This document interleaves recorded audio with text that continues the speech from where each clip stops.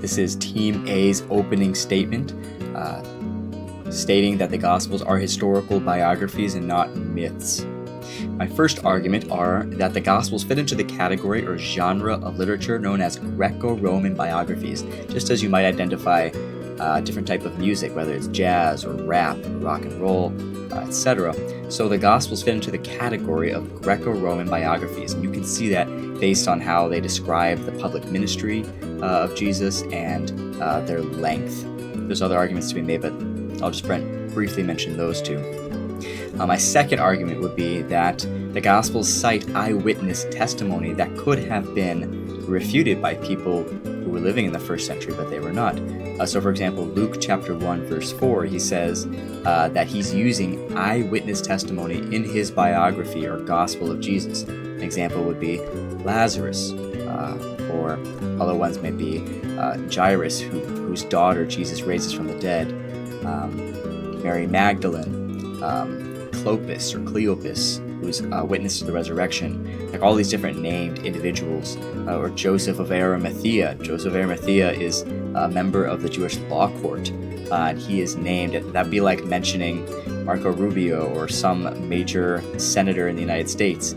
So he was a publicly identifiable person that was cited as an eyewitness by the Gospels, and nobody ever refuted that. We don't have any records of Joseph of Arimathea saying, no, I didn't see that, or Bartimaeus, the blind guy who's healed by Jesus. We don't have any records of Bartimaeus saying, no, that didn't happen. And when there were people writing against Christianity in the first century, they did not cite, hey, that eyewitness said he wasn't a real eyewitness.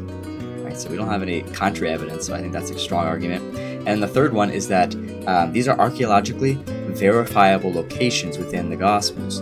Right, so we're not talking about Olympus or some like fairy tale or some place far, far away, or any of these other made-up things that you might hear about in a Disney movie.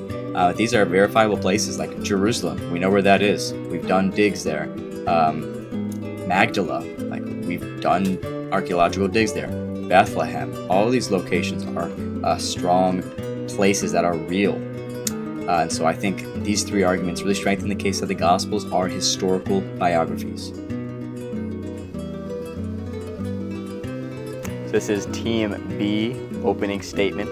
The opening statement is that the Gospels are myths. The first argument for that is that the Gospels are contradictory. For example, one Gospel will say that Jesus heals 2 blind people, and then another Gospel says that he only healed 1 blind person. Another argument is that the Gospels are not chronological, so they don't follow the life of Jesus from the beginning of his life to the end of his life, because all the Gospels have different scenes in different orders. And then number 3, the Gospels have miracles, which is something that fairy tales have, so the Gospels are mythological. That is my opening statement. All right, so this is Team A's rebuttal to what my opponent, Team B, just said.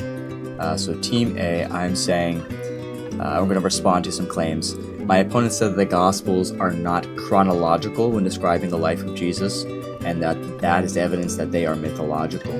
However, Greco-Roman biographies written in the ancient days were not chronological either. Right? They had a different standard than we have today.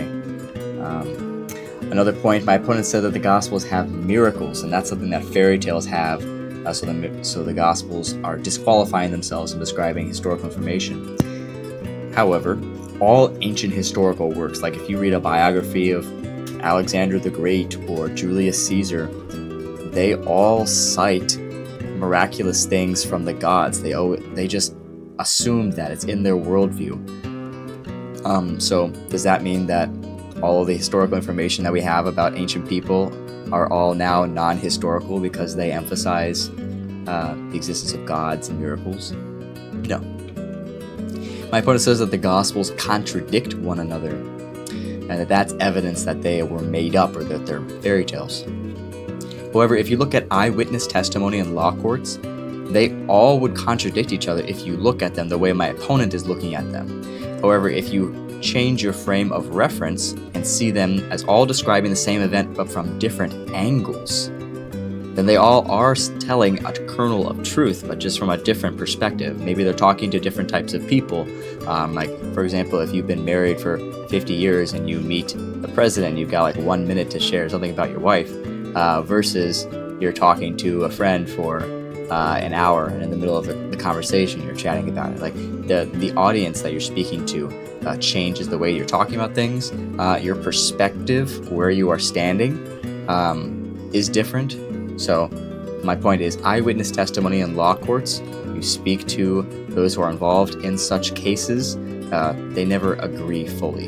If they all agreed fully, then you would say that they were colluding, that was collusion, that they all pre-planned their responses. So in real life, eyewitnesses do not all say the exact same thing.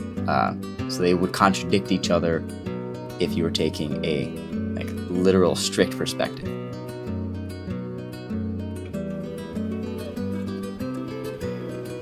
So this is Team B's rebuttal. My opponent says that these are archaeologically verifiable places that are found in the Gospels, such as Jerusalem. However, just because they have real places doesn't mean that all of the places are real. A myth can have real places specified, but it's still a myth. Point number 2, my opponent says that the Gospels fit into the genre of Greco-Roman biographies. However, how could illiterate fishermen have known what a Greco-Roman biography was? How would they have known something that educated people who could read and write? How could they have read those and then tried to copy them? And then number 3, the Gospels cite eyewitnesses. However, how do you know if those eyewitnesses were accurate? Or what if he was just making it up that he had met and interviewed eyewitnesses? So that is my rebuttal.